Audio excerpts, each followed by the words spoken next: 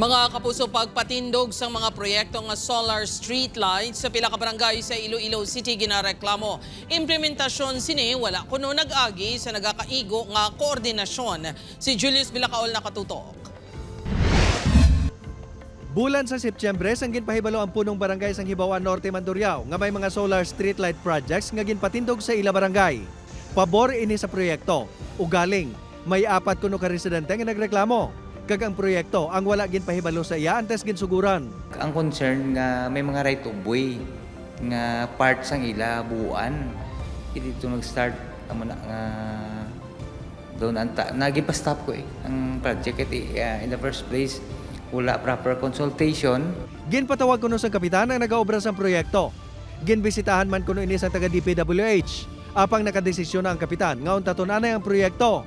Sa Hibawan Sur naman, ginpahibalo lang kuno ang punong barangay sang inug-implementar na ang proyekto sang bulan man sa Setyembre.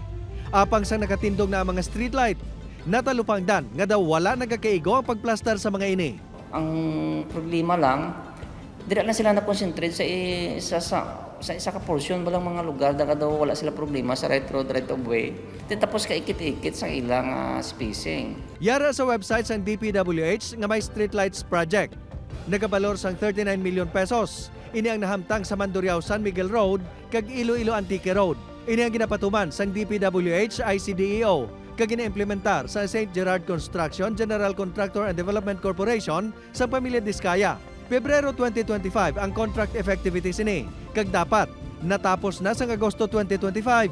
Apang yara pa lang ini sa 51% nga completion rate.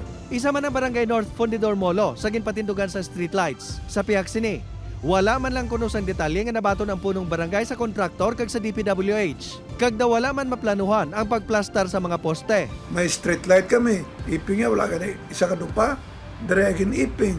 Ang St. Gerard ang isa sa duha ka mga kumpanya sa mga diskaya nga ginkanselar sa Securities and Exchange Commission ang Certificates of Incorporation sang Nobyembre. Gintinguhaan sang news team nga makuhaan sang bahin ang DPWH ICDEO. Apang wala sang pwede magpa-interview. Tigaylo, magapagwalang kuno sang statement ang ahensya. Upod kay Cirilo Rendoque, Julius Bilacaol. 1. Western Visayas.